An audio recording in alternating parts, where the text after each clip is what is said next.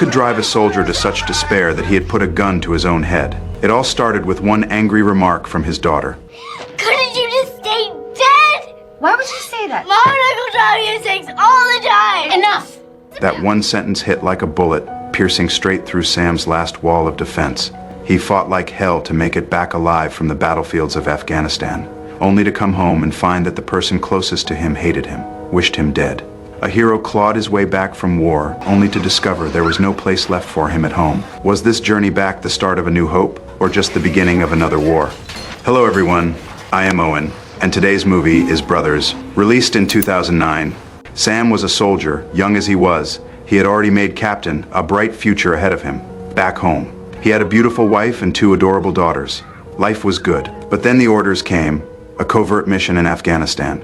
Before he left, he wrote a final letter and handed it to his commanding officer. It's a soldier's way of preparing for the worst, and also his deepest way of holding on to the people he loved. If he didn't make it back, that letter would say everything he never got to say. He also picked up his younger brother, just released from prison. That night, the whole family sat down together for a reunion dinner, partly to welcome Tommy home, partly to send Sam off to war. At the table, their father didn't bother hiding how differently he saw his 2 sons. He praised Sam for serving his country, called him the pride of the family. With Tommy, fresh out of lockup, the words were all disdain. The more perfect Sam looked, the bigger of a failure Tommy became. In their father's eyes, military service was the ultimate measure of a man. And Tommy, with a record, was already written off completely. What should have been a warm family dinner just fell apart, soured by their father's contempt. A few days later, Sam led his men into Afghanistan. His worst fear came true. During a helicopter transport over the battlefield, an RPG slammed into their aircraft. The chopper trailed black smoke and then hit the ground hard. Not long after, 2 officers showed up at the door. Sam's 2 daughters answered. They didn't understand what the strangers at their doorstep really meant, but Grace saw them, and her whole world collapsed. Officers at your door means your husband is gone. At first, she couldn't believe it, not until they said the words. Her husband had been killed in action. That was the moment Grace couldn't hold it together anymore. She buried her face in her hands and broke down. After losing Sam, Grace was like a ghost. She spent her days curled up on the couch, watching his old videos over and over, replaying his voice messages. All those beautiful memories had turned into knives, cutting her heart open again and again. Then a car pulled up outside the house. Tommy had come late at night to return the car he'd borrowed. He saw his sister-in-law with tears streaming down her face, and at first he thought he'd made her upset by showing up so late. Then Grace fought back the tears and told him Sam was dead. Sam's dead. He crashed. The moment Tommy learned his brother was dead, he just went completely numb. Just days ago, when they'd said goodbye, he told his brother to stay safe, and now he was gone. Tommy still couldn't wrap his head around it. Why'd you let him go over there, Grace? Tommy! For what now, huh? That question was meant for Grace, but deep down he was asking himself too. The next day, the family held Sam's funeral. The whole town showed up to say goodbye to their fallen hero. After the service, just as Sam had instructed before his deployment, his commanding officer handed the final letter to Grace. I don't believe it, John. I can't feel it. When Tommy went to get the car keys from his dad, and his father started laying into him all over again. Why don't you get a job, earn some money, buy yourself a car, and then you can drive wherever the hell you want? What his father said wasn't just about digging up his past. It was a complete dismissal of who he was. In his father's eyes, Sam's death had elevated the family to its highest honor, and Tommy's very existence only stained that glory. You ever feel his shoes? That fight dragged years of buried resentment straight to the surface. His brother was gone, and now his own father was humiliating him like this. Tommy just turned to drinking to drown it all away. In the end, it was Grace who showed up at the bar at 3 in the morning to settle his tab. Tommy, I have 2 little girls sleeping in a parking lot at 3 in the morning. You think you're funny? Those words jolted Tommy awake. He suddenly understood. This shattered family needed him. After they got back, Tommy stepped up like a father. He helped carry the kids inside, then crashed on the couch for the night. The next morning, his niece wanted to make breakfast for her mom, so she woke Tommy up to help. Still half asleep, he shuffled into the kitchen. The first thing he did to help cook, he grabbed the milk carton straight from the fridge and started drinking right out of it. His niece immediately called him out. "That's disgusting." Grace walked into the kitchen and saw her daughters making her breakfast.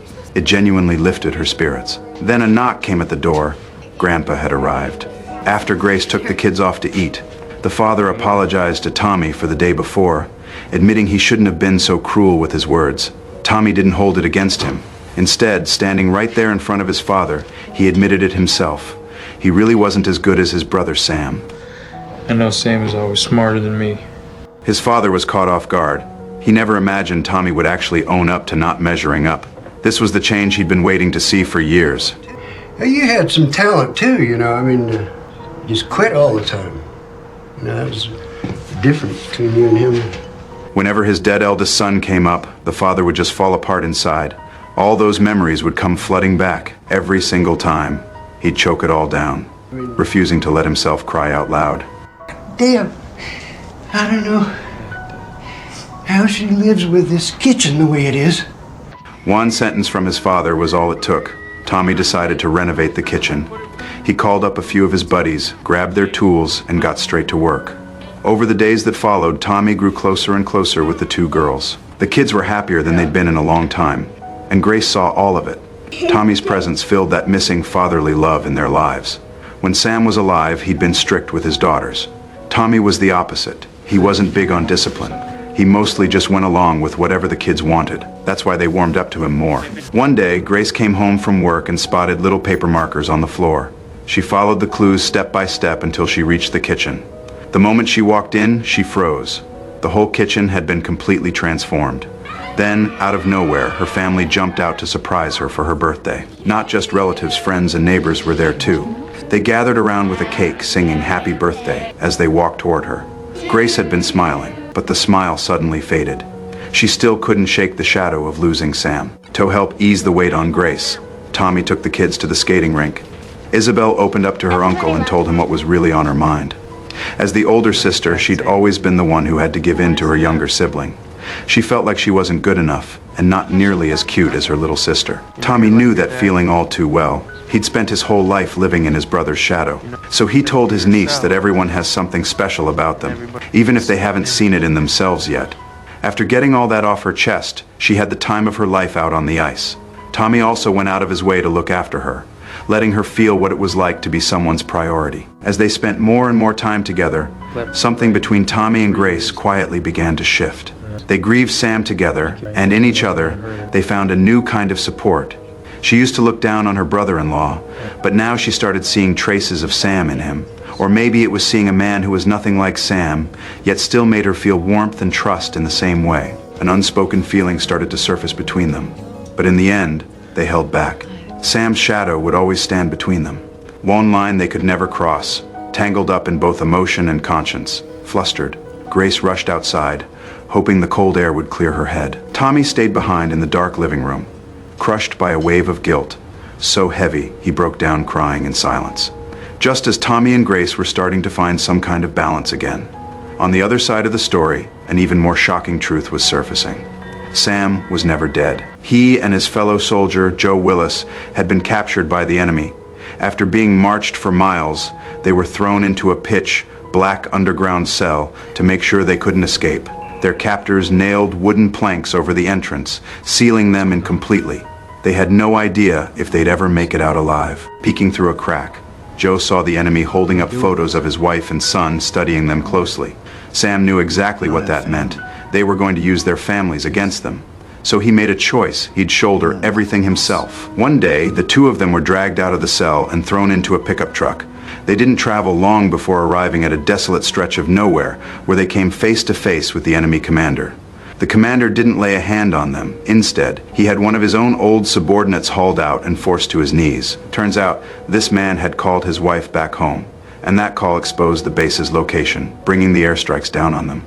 The commander executed him right there, right in front of Sam and Joe. The message was clear. Disobedience here meant death. After that, Sam was tossed into a cave. Joe Willis was pinned to the ground and brutally tortured. The enemy pulled red-hot metal rods from the fire and pressed them straight into his body.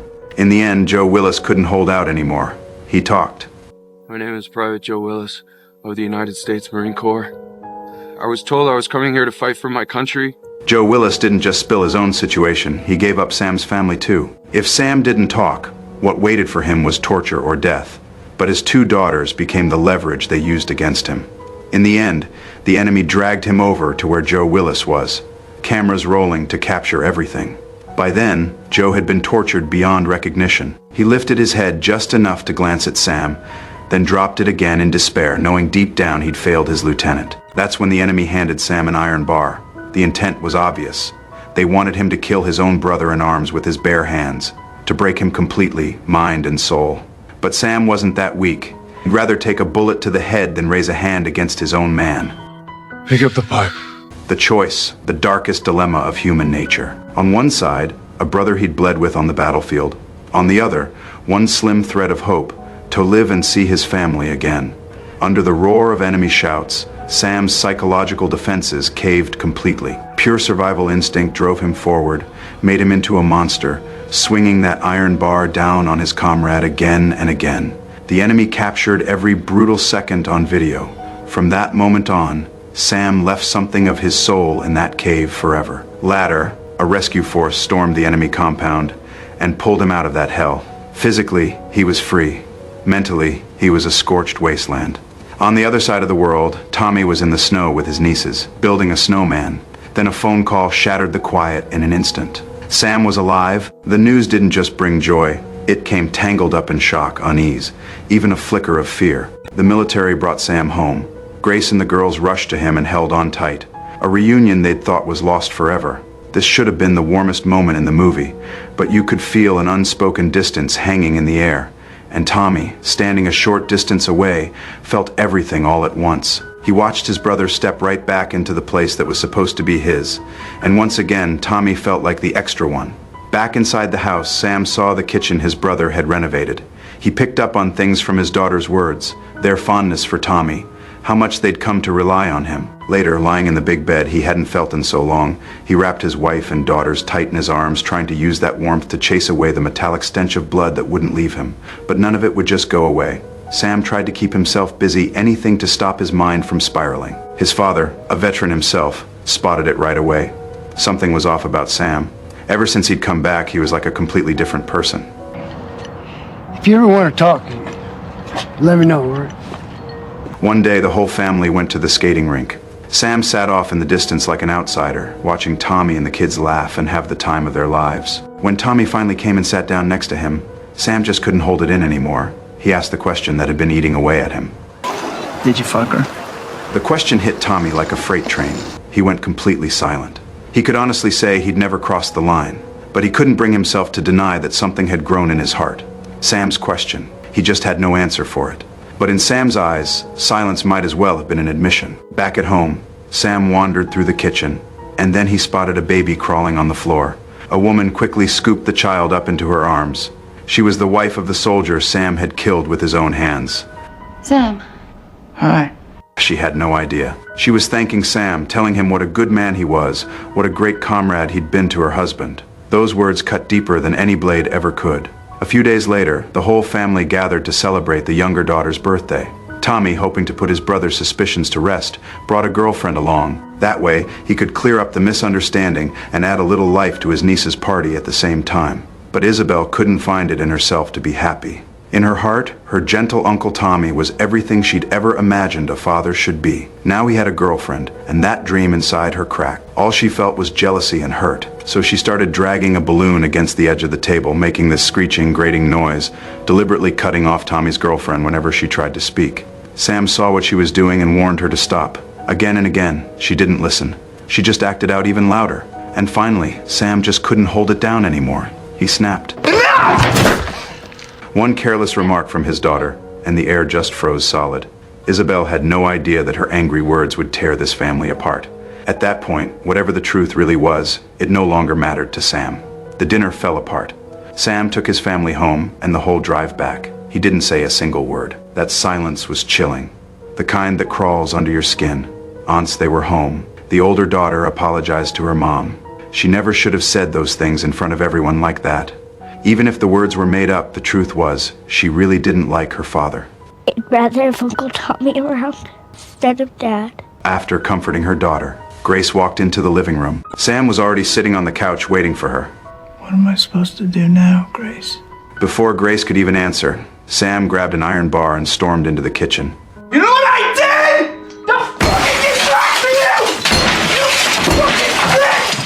The shouting woke up their sleeping daughter. Sam had completely lost it. He was screaming at Grace, and no matter how she tried to explain, nothing got through. He had killed his own comrade just to make it back to the woman he loved. But when he got home, he found there was no place left for him. No one could live with that. Hearing the commotion, Tommy rushed over to his brother's house. To him, Sam was the most important person in the world, and he could guess his brother had been through things no one else knew about. He just wanted to pull him back with a hug, to restore their brotherhood, and bring Sam back from the edge. But the moment Grace stepped away, Sam's nerves snapped all over again. He broke free of Tommy's arms, reached behind his back, and pulled out a pistol, pressing it against his brother's neck. In the distance, sirens wailed, shattering the last shred of Sam's sanity. Gun in hand, he charged outside and started screaming at the cops. Tommy panicked. He shouted at the officers not to shoot. His brother was just messed up. He was going through something. Just give him 1 minute, let him calm this whole thing down. But while he was talking, Sam turned the gun on himself. One pull of the trigger, and it would all be over. But was that really what he wanted? Sam! In the end, Sam managed to lower the gun, one last shred of sanity holding on. The cops tackled him to the ground the second he did. After all the chaos and shouting, the house fell into a dead silence. Grace finally opened the final letter Sam had left behind before his deployment. What she found inside were the simplest, truest words he had in him. The only thing I know for sure is that I love you and our girls. Meanwhile, Tommy got home and his phone rang. It was his brother calling. On the other end of the line, Sam was silent for a long time, and then he said just a few simple words. You're my brother, Tommy. Those few words weighed heavier than any speech ever could, the deepest thread that held two brothers together. The next day, Grace went to see Sam, who was now receiving treatment. She knew in her heart that whatever had happened to him in Afghanistan must have been something horrific. Under her relentless questioning, Sam decided to tell all the things. I killed Joe Willis. Getting that truth out was the start of Sam saving himself. He finally stopped taking his pain out on everyone around him and started turning inward, facing that deep, bottomless darkness inside him. The ending doesn't hand you a neat, happy answer. It leaves you with a story that's still unfinished. We don't know what'll happen to Sam and Grace after this. We don't know if this shattered family can ever be put back together. But that kitchen gets fixed up in the end. Maybe that's the only answer the film gives us about hope and healing. Sam and Tommy, these two brothers, are like two sides of a single person. One follows every rule, the other breaks them. But fate has a cruel sense of humor, and it flips their roles in the strangest way. The hero comes home only to become the one tearing his family apart. The screw up becomes the one who holds it together. That reversal is soaked in irony, and it forces us to ask what really makes someone a hero and what makes someone just ordinary. Life never hands us a perfect script. The sudden losses, the choices forced on us, the pain we can never find words for. They're all just part of being alive. But it's exactly those imperfections that teach us to hold each other tight when everything is breaking, to grab onto whatever small light we can find when we've lost our way. The warmth of family, the goodness in the human heart. Maybe it can't ever fully heal the wounds war leaves behind, but when we're up against everything, it'll always be that final, strongest line of defense inside us.